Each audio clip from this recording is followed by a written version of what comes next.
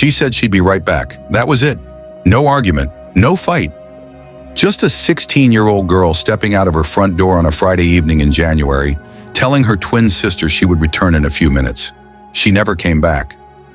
Whoever has her, you are not in trouble either. No trouble whatsoever. You can drop her off wherever. It doesn't matter. Drop her off and let her walk if you have to. We are not worried about you. We are worried about Jholie, so we need her home. And here's the thing that makes this story different from almost every other case you've ever heard. The man who killed her had already tried twice before that night. Twice. And the second time, he genuinely believed he had succeeded. He left her on the ground unconscious and walked away. She survived that second attack, but she kept it a secret. She told one friend and no one else. This is the story of Jholie Moussa, a girl who was vibrant, loving, and full of plans for her future, and a relationship that became a slow, quiet trap, hidden from the people who loved her most. Stay with me, because every detail of this case matters. To understand what happened to Jholie Moussa, you first have to understand who she was. Jholie, pronounced Jholie, was 16 years old, a student at Mount Vernon High School in Fairfax County, Virginia, in the Washington, D.C. metropolitan area. She lived with her mother, Sarita Stewart, and her identical twin sister, Zane. The girls were inseparable. According to Zane, they had never been apart for more than 12 hours in their entire lives. Not for a single night. 12 hours was the longest they had ever been without each other. Jholie was described by her aunt as a lighthouse in a dark place. She had big dreams. Her family said she hoped to attend NYU one day. She was upbeat, warm, and deeply connected to the people around her. Then she met Nebiu Ibrahim. Ibrahim was also a student at Mount Vernon High School. He and Jholie got together, and according to John, it started the way most teenage relationships do. Together constantly, laughing, comfortable.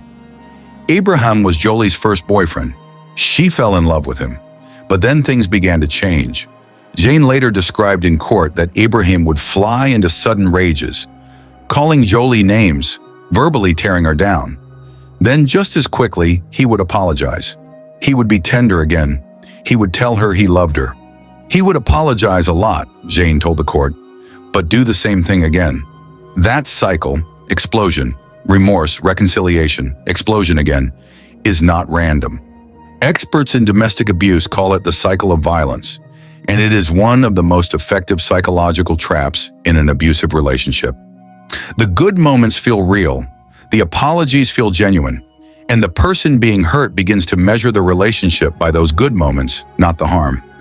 Jholie's mother said later that her daughter was suffering from what she described as battered women syndrome, a psychological response to ongoing abuse that leaves victims feeling responsible, trapped, and unable to see a clear exit. She was 16 years old, in her first relationship, with no framework to understand what was being done to her. The violence escalated in December 2017. Ibrahim choked Jholie so severely that she lost consciousness. She reported this to the police. Ibrahim was arrested, charged, and convicted of felony assault. The court issued a protective order. He was to have no contact with Jholie, and because of the conviction, he was removed from Mount Vernon High School and transferred to an alternative school for students with behavioral problems. This is where the story takes a turn that will stay with you. According to evidence presented at trial, Ibrahim did not stay away. He attacked Jholie a second time, and this time he choked her until she went limp. He walked away believing she was dead. She wasn't. She regained consciousness. She survived, and she told no one. Not her mother, not her twin sister. She confided only in one friend, and she asked that friend to keep it quiet. Ask yourself, why would a 16-year-old girl stay silent after the second time someone tried to kill her? The legal system had already intervened once. She had already been through the process of reporting, of testifying, of watching him get convicted, and he still came back. What Jholie may have known and what research confirms is that for many abuse victims, reporting feels like the most dangerous moment. The period after a victim takes action, presses charges, files a protective order, ends the relationship, is statistically the most lethal window. Abusers who feel they are losing control often escalate, Abraham also held Jholie responsible for his transfer to the alternative school. According to investigators, he blamed her, directly and explicitly, for the disruption of his life. The conviction, the expulsion from their shared school, his social isolation. In his mind, Jholie had done that to him. That misplaced rage would drive everything that came next. Jholie and Jane were at home together in the Mount Vernon area of Alexandria. The Alexandria sectors would piece together that Jholie and Abraham had been communicating via Snapchat that evening. He had reached out to her, and she had agreed to meet him. Why? That question has no simple answer. People who have studied this case have noted that Jholie may have gone to end things definitively, or to talk him down, or simply because she believed, as so many victims do, that she could manage the situation, that she could handle him. When Jholie didn't come home that night, Zane texted her. Jholie responded, and here is where the timeline gets strange. According to NBC Washington, Jholie texted her sister saying she was going to a party in Norfolk, Virginia. Norfolk is nearly 200 miles from Alexandria. It made no sense. Jane knew something was wrong, but there was no way to know how wrong. Following morning, January 13th, Fairfax County Police opened the investigation immediately. Ibrahim was identified as a person of interest almost immediately, given his history with Jholie. 4 days later, on January 17th, the FBI joined the investigation. For 12 more days, the family waited.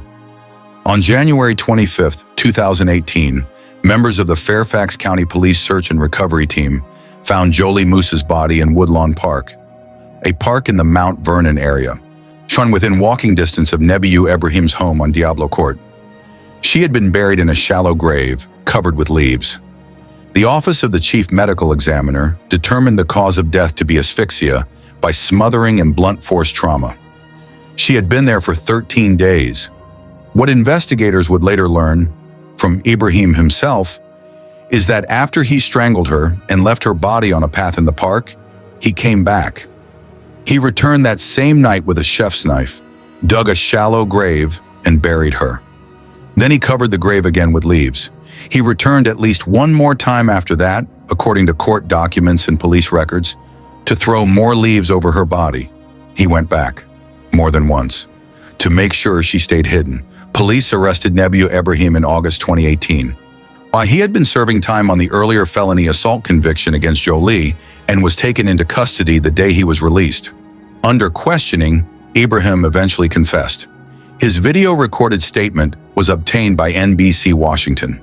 In the footage, he described the murder calmly, without visible emotion, telling detectives that he had put Jholie in what he called an MMA-type chokehold. He said he acted in a blind rage. He said he argued with her. She had mentioned she was going to a party that night, something he could no longer do because of the conviction, because of the alternative school, because of what he felt she had taken from him.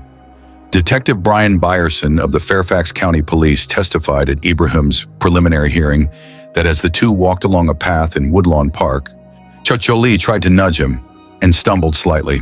What followed, Ibrahim said, was uncontrollable.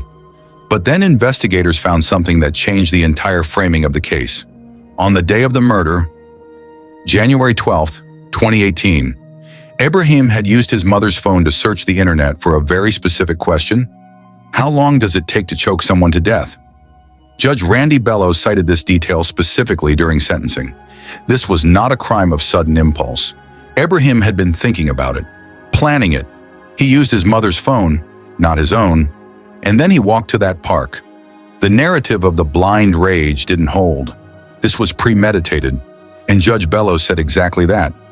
In June 2019, Nebiu Ibrahim pleaded guilty to first-degree murder.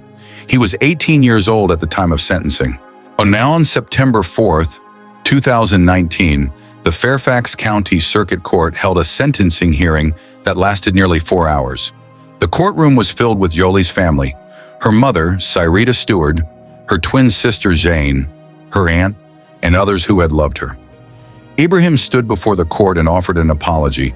His defense attorney argued that because the murder occurred when Ibrahim was 17, a juvenile, a life sentence would be unjust. The attorney cited Supreme Court precedent on juvenile sentencing, arguing that young people have, quote, diminished culpability and greater prospects for reform. Deputy Commonwealth's Attorney Casey Lingen was not persuaded. He told the court publicly that Ibrahim's apology sounded false, that it was structured to center himself. Look at the details of what he said, Lingen noted, making himself the hero, still controlling. There was no remorse. Before sentencing, Judge Bellows spoke. He listed the evidence: the premeditated internet search on his mother's phone, the 3 attacks, the repeated returns to the burial site, and the driving force behind it all, that Ibrahim blamed Jholie Moussa for the consequences of his own violence. Then Jholie Moussa stood up, the girl who had never been away from her twin for more than 12 hours, the other half of a pair that had spent their whole lives together. She looked at Ibrahim and said, "I felt like you ruined my life, but I'm not giving you the power anymore. No one in this situation has to suffer but you. You think you won by ending my sister's life? Yeah, but you are in for a rude awakening." Judge Bellows sentenced Nebiu Ibrahim to 99 years in prison, effectively a life sentence. Ibrahim is currently incarcerated at Keene Mountain Correctional Center in Oakwood, Virginia. He will be in his 70s before parole eligibility becomes a realistic consideration, if it ever does. There is one piece of this case that demands we stay with it a little longer. The second attack, the one where Ibrahim choked Jholie unconscious and believed he had killed her, happened weeks before January 12th. Weeks before the night he finally succeeded. Jholie survived that attack, and she kept it secret. According to Fox 5 DC, she told one the grip of a deeply controlling relationship. Her silence is not a failure on her part. It is a direct result of how abuse works. It isolates, it minimizes, it tells the victim that the consequences of speaking up are worse than the reality of staying quiet. But here is the harder question.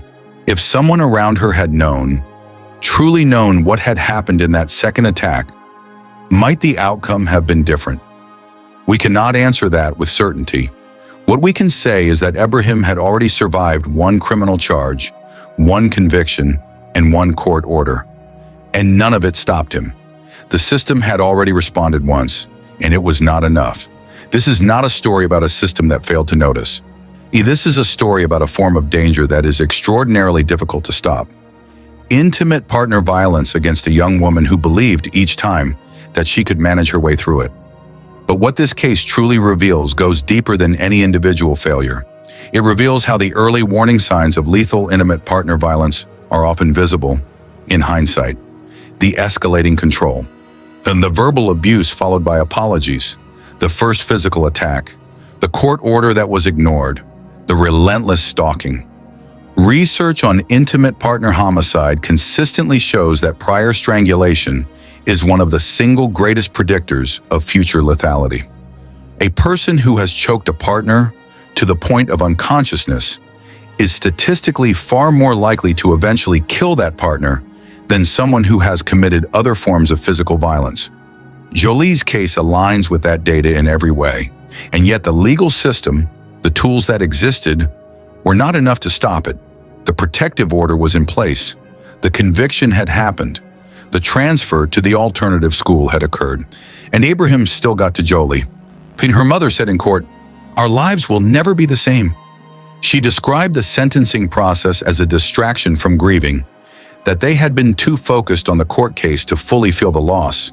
And now, with a sentence handed down, the real grief was beginning. Jholie Moussa, who had never been separated from her twin for more than half a day, described the entire legal process as human torture. Not the outcome. She was grateful for the sentence, the process itself. Jholie Moussa was 16 years old. She wanted to go to New York University. She was someone's lighthouse. She was a twin, the other half of a bond that had never been broken until the night she walked out the door. If this story made you feel something, if it made you think about someone you know, about a relationship that has started to feel wrong in ways that are hard to explain, pay attention to that instinct. Take it seriously. The warning signs were visible in Jholie's story. They usually are. That's what makes cases like this so hard to carry. Rest in peace, Jholie Moussa. If these stories matter to you, please like, subscribe, and share.